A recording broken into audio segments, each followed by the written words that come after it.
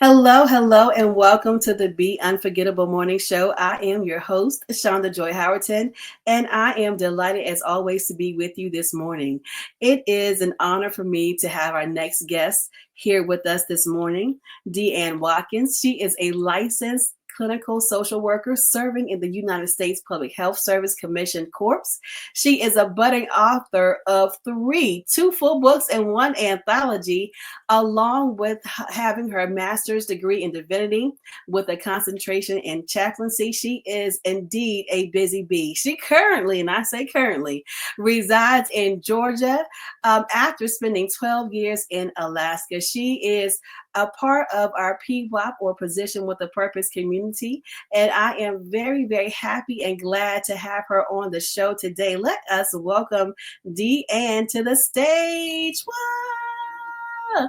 Hey, Deanne. Hello, good morning. Good morning.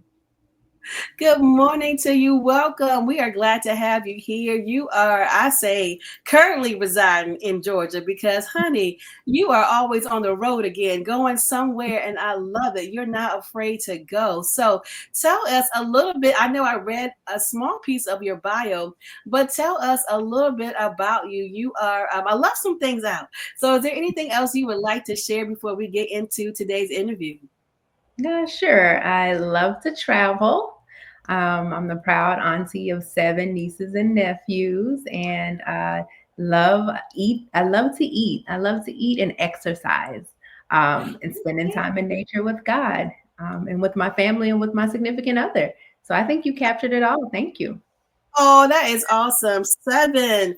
I love that. I love it. And who would have known that you love to eat? But you said eat and exercise. See, that's where a lot of us go wrong. We like to eat, but we don't like to exercise with the eat. You understand? But anyway, we're going to get into that in just a minute. And so, you are one of our amazing authors of our upcoming anthology, Unapologetically Strong.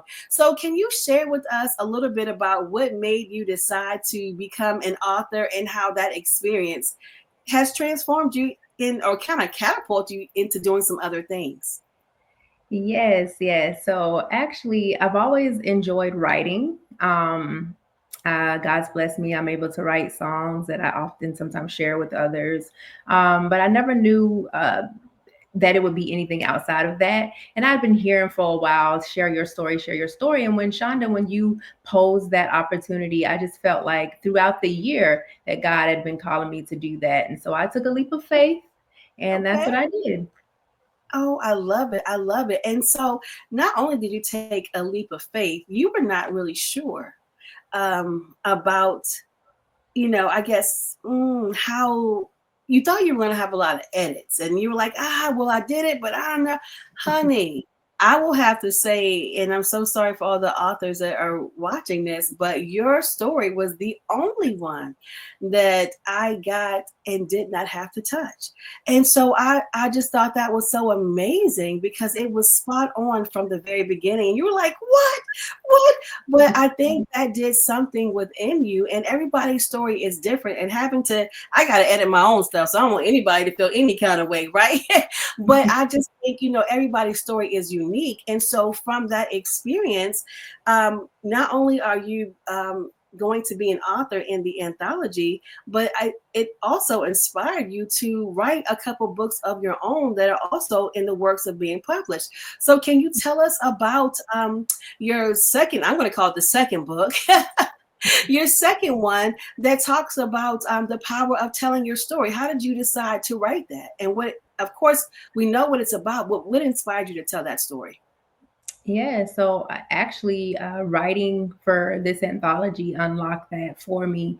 What I realized in writing that was that my story, as you mentioned, is unique, and all of us have stories to tell. One of the challenges that I had and that I'd often share with God was I don't have a story to tell, and I don't think that I'm alone in that. I think that there are others who feel the exact same way because we might not, our struggles and trials, we often compare ourselves to others, right? And so ours might not seem like it's as significant to compare to someone else's. But so that's what I'm doing in that story is sharing my story, hopefully to encourage others to share theirs and knowing that there is power in your own story. Absolutely. And I'm glad you brought that point back up because that was really why not only did you not have edits, but that's why it was so powerful that you Mhm. didn't, that I didn't have to add anything, is because you were second guessing the story that you were going to tell. Like, well, I don't know. I don't, and because initially we was like, well, what are you going to write about? You're like, you know what? I didn't signed up for this, but I'm not really sure because I don't really have a story, right? But Exactly. that wasn't the truth. And I think that's what made the fact that there were no edits or anything to touch, is that not only did you have a story to tell, but you spoke in your writing so eloquently that it was, I didn't have to do anything to it, but you absolutely had a beautiful story to tell. And so I love that. And so, yes, I love that your next book will actually encourage other people to tell their story and to really, sometimes we're so busy looking at what we don't have that we don't always appreciate what we do have. And some of Exactly. the experiences that we have, because we've lived through them, they're not a big deal to us. We're like, okay, did that, done that, whatever, right? But Mhm. to someone else who doesn't have that story, who is trying to make it through what they're going through, to read about what someone else went through that they look at like, oh my gosh, if they can make it through that, then surely I'm going to make it through this. I Mhm. love that you are now reaching back really and getting those readers or those persons who have a story to tell, and you're going to help them find confidence and power in telling their story. I love that. Is there anything else you would like to share about that book, or even about how it, came to pass, if you will? Sure. I think that the enemy, one of the tactics that he uses is silence. And so, again, I wanted to highlight in the book the importance of using our voices.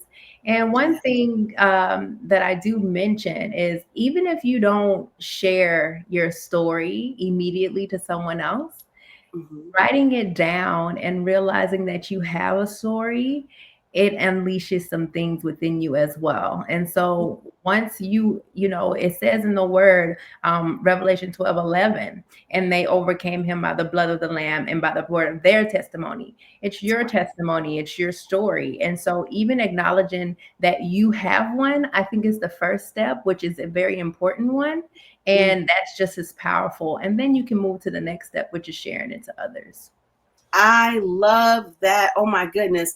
I need some, like, the applause music, like when you're on the radio and they're like, ah, I need that. I absolutely need that. I love that. I pray for each and every person that is watching the show today that they will be inspired. If they have stopped sharing for whatever reason, if they pulled back from thinking that what they've been through is not a big deal, it is Mhm, absolutely a big deal to somebody. But I love that. Write mhm, it down for yourself and let it free you. Because I always say, and I shared with you guys with the anthology authors, is that you need to tell a story that you're no longer in, right? So that you can show the reader that there is a way out if they're in a similar situation. And so if they're not confident, if they don't have freedom about telling their story, then the person reading it won't get free. But if they write it down like you suggested and mhm. let that speak to them and remind them, oh my goodness, that freedom will explode when they are ready to tell their story. I love that. And so now, as we kind of walk through, that's your second book that's going to be published soon. So you have three works in the process of getting published. I love that. The third one is talking about what you said you love to do, right? Eat and move. I Yeah. love that. I am stuck on the eating and I'm trying to get better with the moving, Deanne. So, can you share with us again a little bit about that third book that you have coming out, about the power of moving or being empowered to move a bit? So, can you share how with that?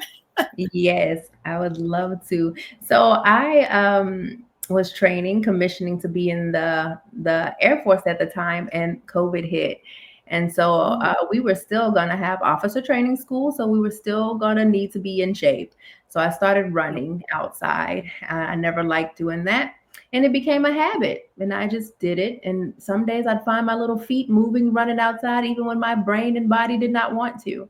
And so that's part of it, creating habits and things like that. And so I just took with the Lord what I went through in preparing for that training and applied it to just everyday life. I think our bodies are the Lord's temple.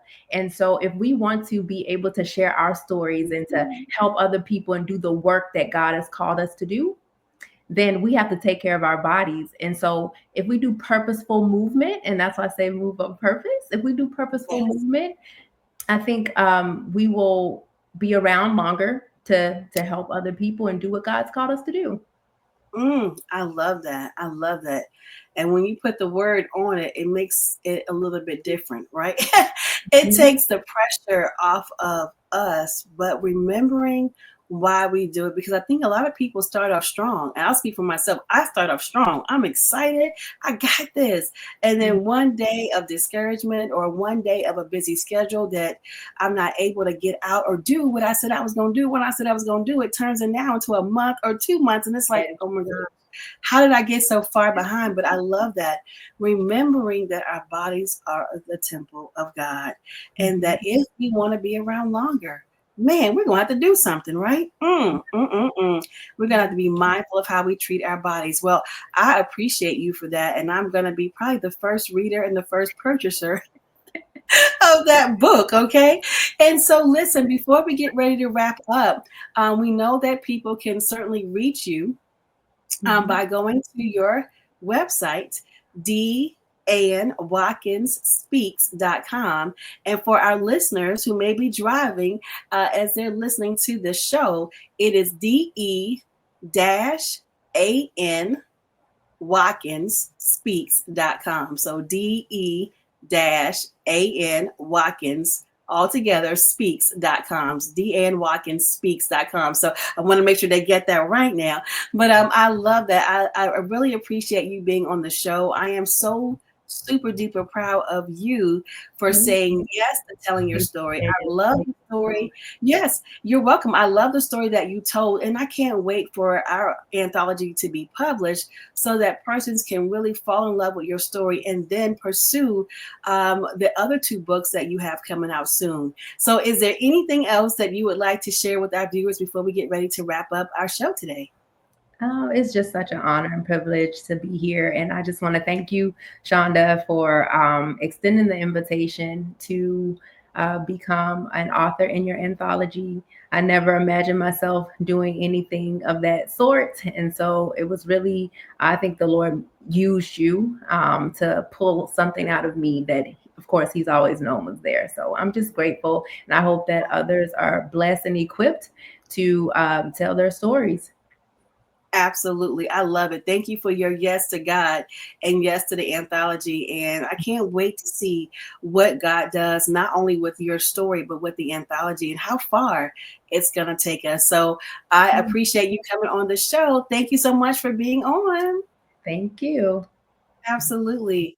All right. All right. Well, we thank Deanne so much for coming on to the show today. I tell you, she is definitely unforgettable in so many ways.